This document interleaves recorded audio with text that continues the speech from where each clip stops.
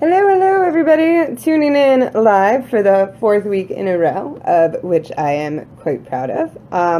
It's a beautiful day outside. Maybe you can hear the wind through the trees, and it's very nice. I hope you all had a very wonderful and safe Halloween, and that your sugar hangover isn't awful and debilitating today.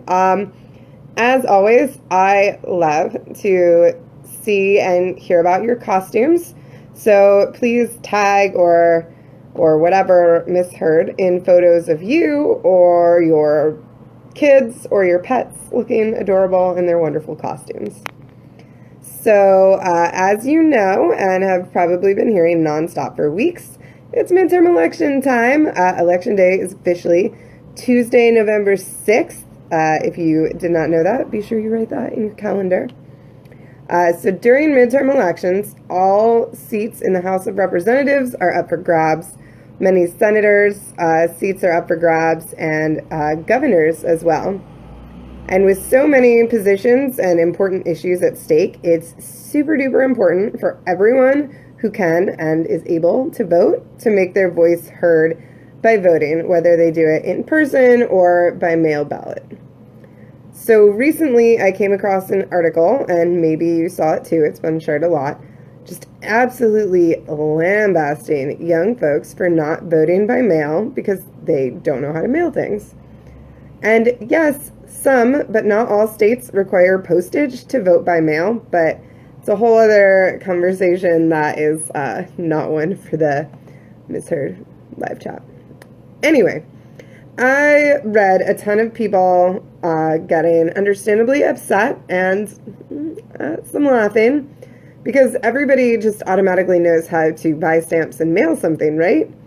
But then when I really thought about it, how many people, except for me, actually send snail mail letters? Bills are paid online. We can order everything from clothing to food to books and movies instantly for digital download or for next day delivery.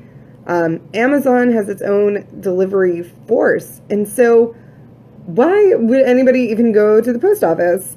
When I did have to make weekly trips to the post office for my old job at a record label, I really only ever saw other people around the holidays. And even then, the bulk of people mailing things around the holidays tended to be elderly people because most people just order their gifts online and ship them to wherever they need to go if they are not giving the gift in person. So for the most part, it seems like there's very little reason for many people to actually go to the post office. So when I worked with 7th grade girls about a decade or so ago, many of them didn't know how to properly address an envelope to be mailed. I don't know why. I assumed that things would change, that somewhere along the line, everyone would learn how to do this seemingly very basic thing that everyone knows how to do. And really that was my mistake. As a society, if we very rarely ever send physical mail, how do we expect young people to learn if we're not modeling or teaching how to do this skill?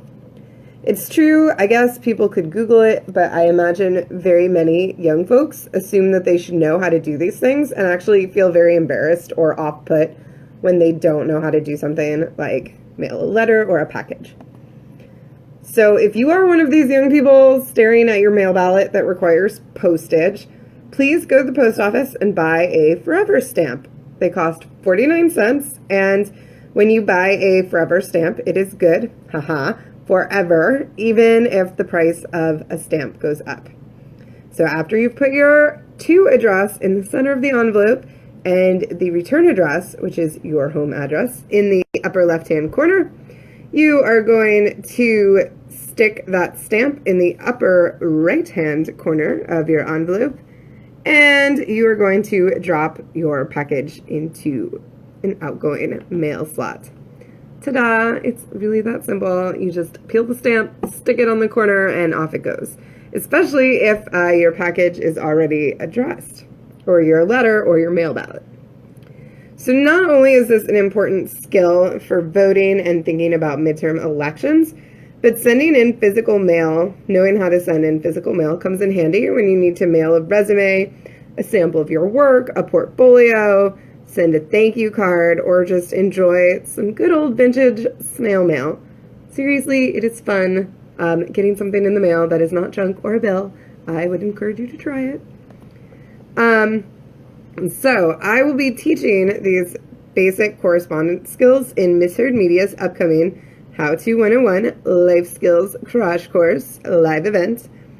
I am including this skill even if letter writing is supposed to be a dying art, even if we can do most things online, because it still comes in handy when you need to do things like send in your mail ballot, or mail your grandmother a thank you card, or send a physical copy of something. For example, when an apartment or a job or whatever, some entity needs an original hard copy of a document that has been signed and or notarized.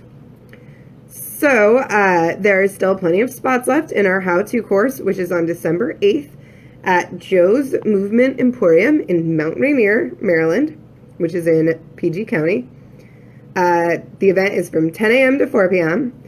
Each student will get a take-home reference book, lunch and snacks included, an adulting certificate of completion, and I've decided to throw in a girl-powered planner to every participant so she can start her 2019 off on a very positive foot. So head on over to howto101.eventbrite.com and you will see an option to purchase a ticket. I cannot wait to see you there.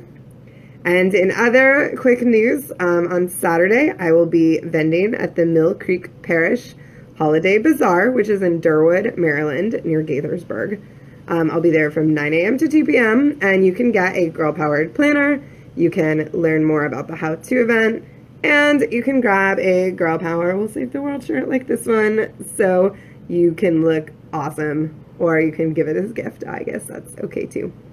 So again, if you want to learn, or you want your daughter to learn how to do these things, like send in her mail ballot and write thank you letters to grandma, head on over to howto101.eventbrite.com and we will see you there. Bye!